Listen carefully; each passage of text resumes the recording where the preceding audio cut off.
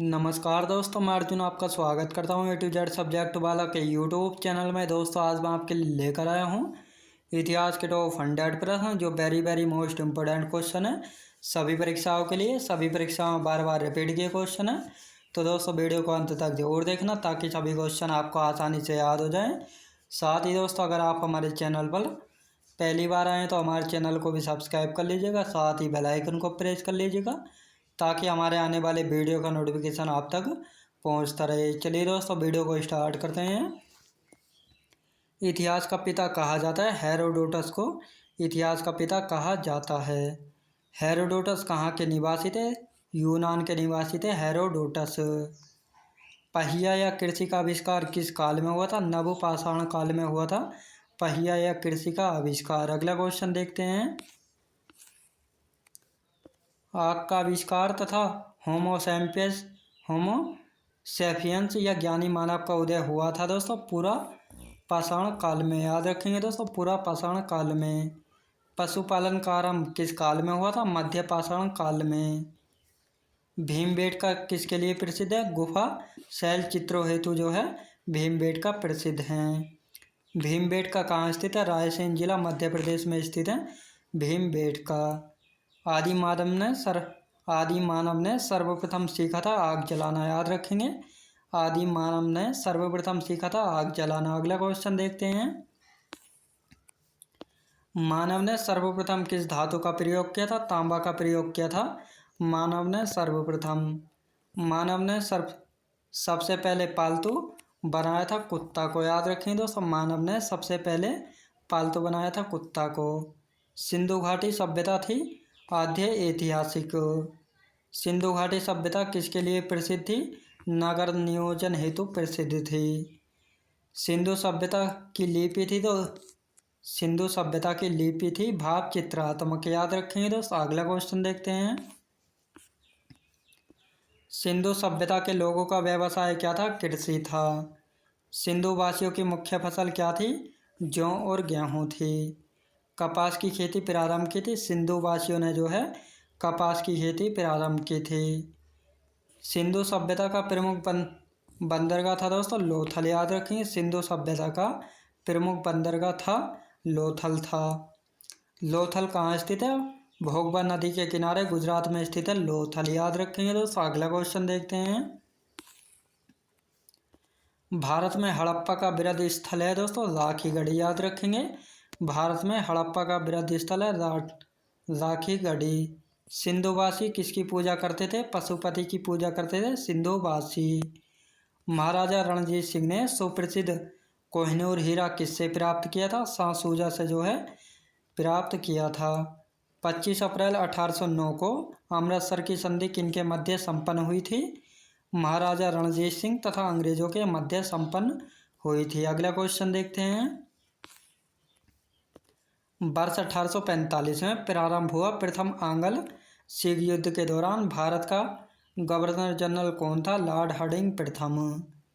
प्रथम आंग्ल सिख युद्ध किस संधि द्वारा समाप्त हुआ था? लाहौर की संधि के द्वारा समाप्त हुआ था जो कि 1806 ईस्वी में हुई थी। महाराजा रणजीत सिंह का उत्तराधिकारी कौन था? खड़क सिंह था। याद रखेंगे दोस्तों, खड़क सिंह। द्वितीय आंग्ल सिख युद्ध किस गवर्नर जनरल के कार्यकाल में हुआ था? लॉर्ड डलहौजी के कार्यकाल में। अगला क्वेश्चन देखते हैं। 13 जनवरी 1849 को हुए चिलियावाला युद्ध में अंग्रेजी सेना का नेतृत्व किसके द्वारा किया गया? लॉर्ड गफ के द्वारा। सिख साम्राज्य का अंतिम शासक कौन था? दलीप सिंह था सिख साम्राज्य का अंतिम शासक। वर्ष 1849 में हुए ब्रिटिश साम्राज्य में सिख साम्राज्य के विलय के दौरान भारत का गवर्नर जनरल कौन था? लॉर्ड डलहौजी था। याद रखेंगे, लॉर्ड डलहौजी। स्वतंत्र राज्य के रूप में मैसूर की स्थापना किसके द्वारा की गई थी? हैदर अली के द्वारा की गई थी। याद रखेंगे दोस्तों, हैदर अली के द्वारा। अगला क्वेश्चन देखते हैं। अंग्रेजों का भारत पर वास्तविक राजनीतिक नियंत्रण कब प्रारंभ हुआ था दोस्तों? इलाहाबाद की संधि से हुआ था जो कि वर्ष 1765 में हुई थी। बंगाल में द्वैध शासन किसके द्वारा लागू किया गया था? लॉर्ड क्लाइव के द्वारा। याद रखें दोस्तों, लॉर्ड क्लाइव के द्वारा।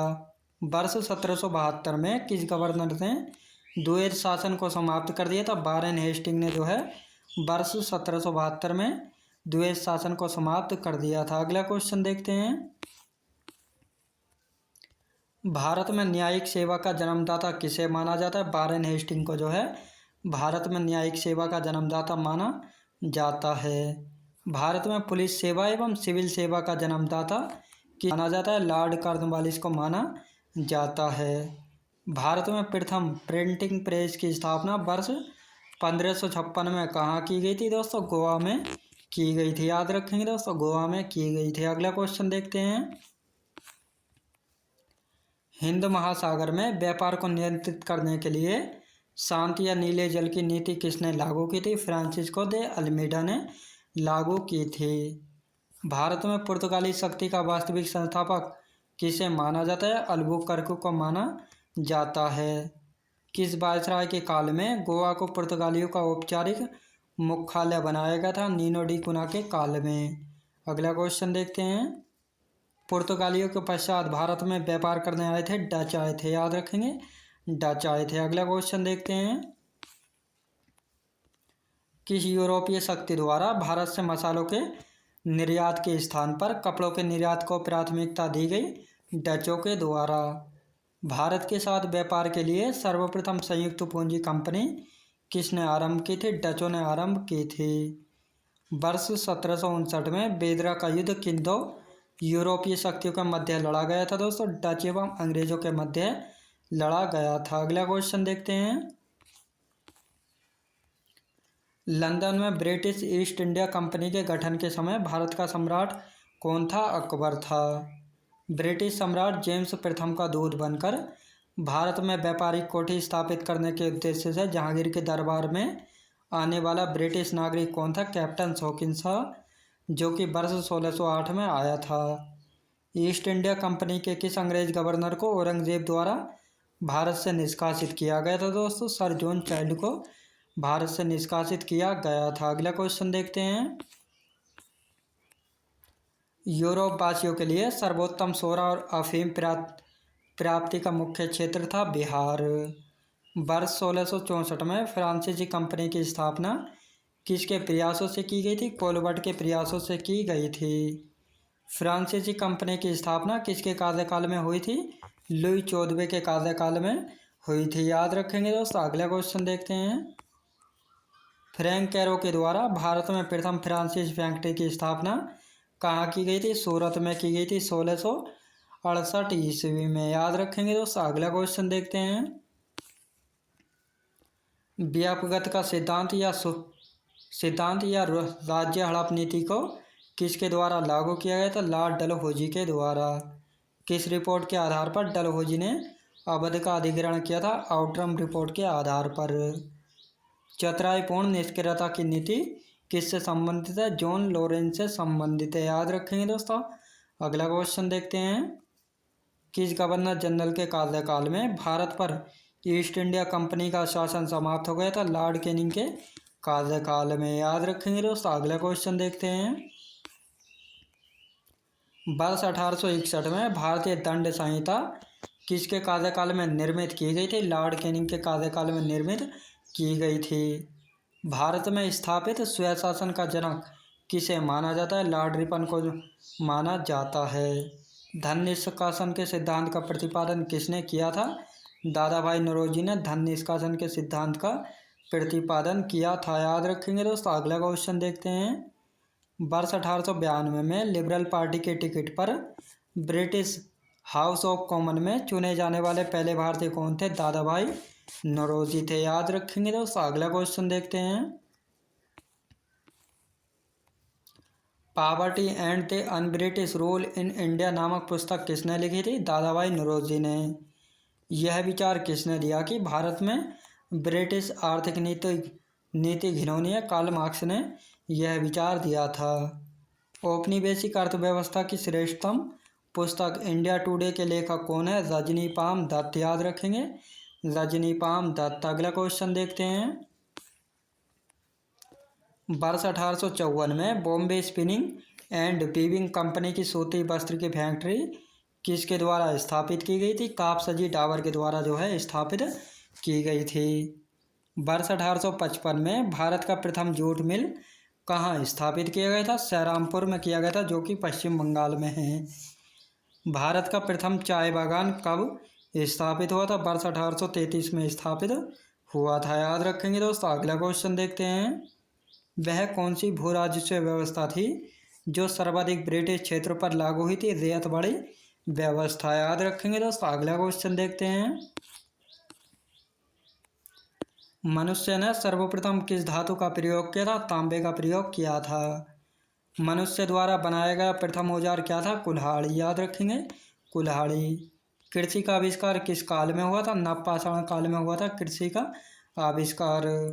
मनुष्य ने सर्वप्रथम किस फसल की खेती की थी? सर्वप्रथम गेहूं तथा थी। याद रखेंगे दोस्तों। अगला क्वेश्चन देखते हैं।